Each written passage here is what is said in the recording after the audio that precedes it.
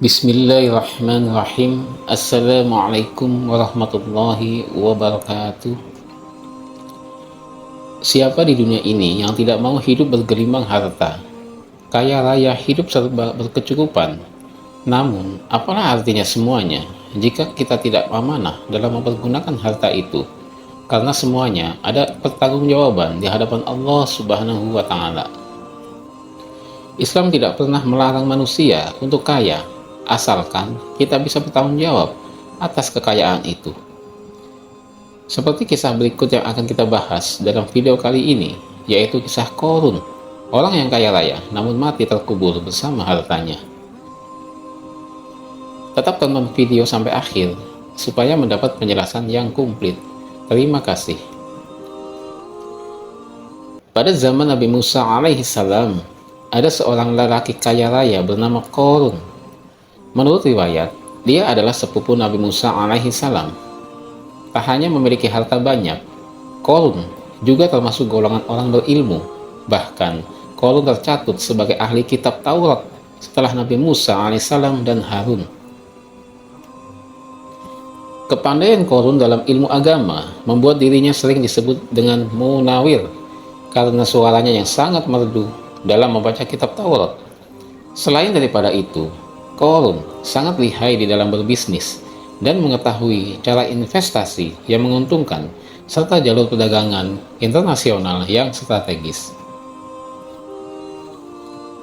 Walaupun banyak yang mengenal beliau sebagai sepupu Nabi Musa alaihissalam, namun Qorun justru menjadi pendukung setia Fir'aun. Qorun sebelum menjadi orang kaya raya, dia hanyalah laki-laki miskin yang bahkan tidak mampu menafkahi anaknya yang banyak. Kemudian, suatu ketika, Qorun meminta Nabi Musa alaihissalam untuk mendoakannya agar Allah memberikan harta benda yang banyak kepadanya.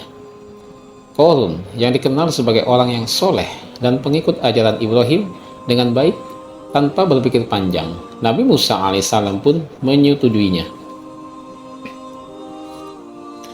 Allah Subhanahu wa Ta'ala mengabulkan doa Nabi Musa alaihissalam. Qorun pun hidup dengan bergelimang harta. Ribuan gudang yang dia miliki penuh dengan emas dan perak.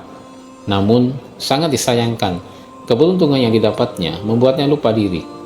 Qorun pun mulai hidup dengan penuh kesombongan dan suka pamer kekayaan. Kekayaan yang diberikan Allah Subhanahu wa Ta'ala malah membuatnya lupa dengan Sang Pemberi. Pernah dikisahkan, Qorun memamerkan harta kekayaannya dengan mengenakan pakaian mewah, didampingi 300 pelayan laki-laki dan 300 pelayan perempuan.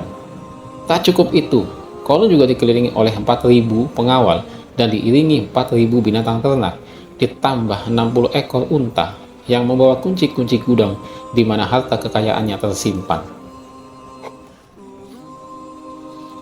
Allah Subhanahu wa Ta'ala berfirman dalam Quran surat Al-Qasas ayat 76 yang artinya, sesungguhnya Qorun adalah termasuk kaum Musa, maka ia berlaku aniaya terhadap mereka, dan kami telah menganugerahkan kepadanya perbendaharaan harta yang kunci-kuncinya sungguh berat dipikul oleh sejumlah orang yang kuat-kuat.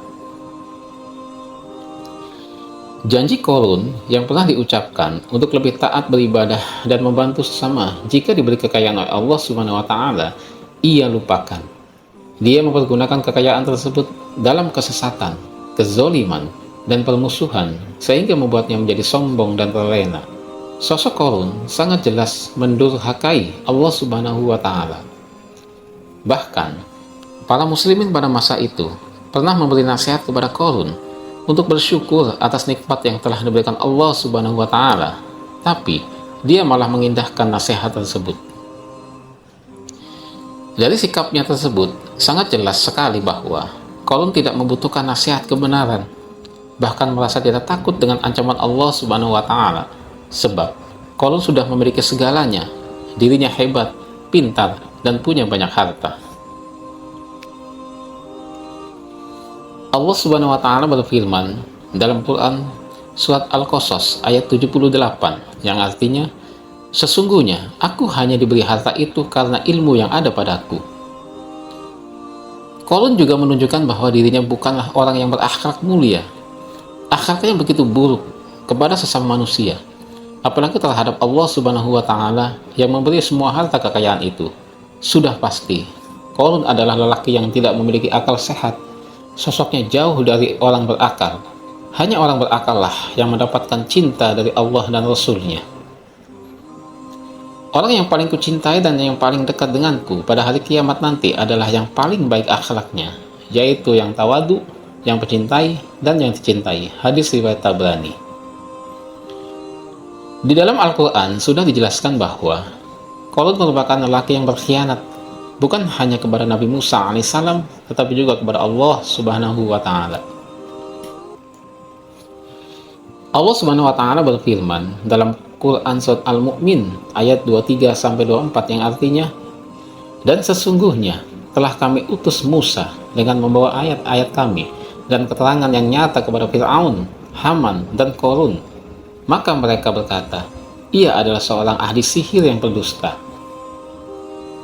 Sikap sombong lain yang diperbuat oleh Qarun adalah ketika Nabi Musa alaihissalam diperintahkan oleh Allah Subhanahu wa Ta'ala untuk menunaikan zakat.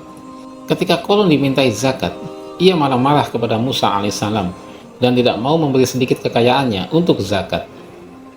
Qarun berpikir bahwa harta kekayaan yang dimilikinya ia dapat dari hasil kerja keras dan usahanya, dan tidak ada campur tangan siapapun, termasuk Allah Subhanahu wa Ta'ala. Melihat sikap Qarun yang makin melampaui batas, Nabi Musa alaihissalam kemudian berdoa kepada Allah Subhanahu wa Ta'ala agar Qarun dan pengikutnya diberi peringatan. Allah Subhanahu wa Ta'ala lantas mengabulkan doa Nabi Musa alaihissalam dan Qarun pun dihempaskan ke dalam tanah dan ditenggelamkan bersama harta kekayaan yang dimilikinya. Maka kami benamkan dia, Qarun, bersama rumahnya ke dalam bumi, maka tidak ada baginya satu golongan pun yang akan menolongnya selain Allah Subhanahu wa Ta'ala, dan dia tidak termasuk orang-orang yang dapat membela diri. Quran Surat Al-Qasas ayat 81. Di Danau Qarun di kota Fayum itulah konon sepupu Nabi Musa itu mendirikan istana, dan di tempat itu pula ia ditenggelamkan.